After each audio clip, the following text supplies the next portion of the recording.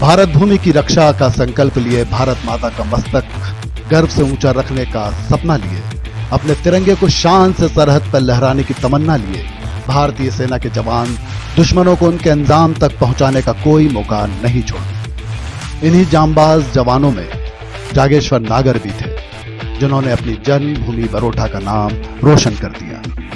एक दिन सेना के घातक दस्ते के इस बहादुर जवान ने खतरनाक लड़ाई के बीच अपनी जान की परवाह न करते हुए अदम्य साहस और वीरता दिखाते हुए अपने देश के लिए शहादत दे दी। जागेश्वर नागर एक किसान परिवार में जन्मे थे।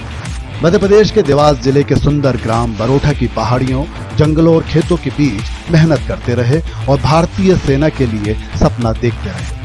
बचपन से ही वो भारतीय थल सेना में जाकर अपनी गोलियों से दुश्मनों को निशाना बनाने के लिए बेताब थे।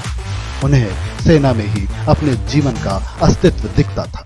हिम्मत तो बहुत थी, कोई डर नाम की कोई चीज नहीं, डर नाम तो कोई नहीं किया। डर कई चीज हुई है तो सही गलत का तो बर्दाश्त नहीं होती। बचपन बीता और जैसे ही जवानी में कदम रखा, सेना की वर्दी को धीर वीर बनकर धारण किया। अपनी ऊर्जा और इच्छा शक्ति के दम पर घातक दस्ते में शामिल हो गए, जहां से दुश्मनों को ललकार कर उनके घर में घुसकर मारा जाता है।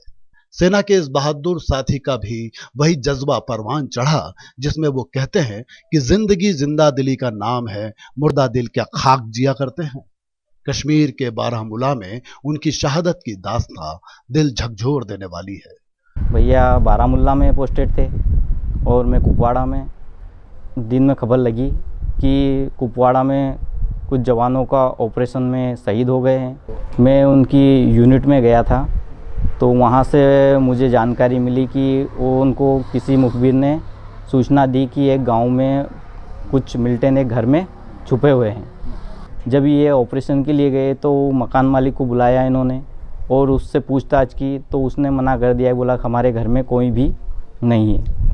जब इनको पूरी तरह इन्होंने विश्वास दिला दिया कि हाँ वो मिलिटेंट चले गए हैं, पर फिर भी इनके अधिकारी ने बोला, इनके कैप्टन साहब ने बोला कि हम आए हैं तो एक बार इनके घर में सर्च कर लेते हैं। तो इन्होंने फर्स्ट मंजिल में देखा तो इनको कोई कुछ भी मिला नहीं।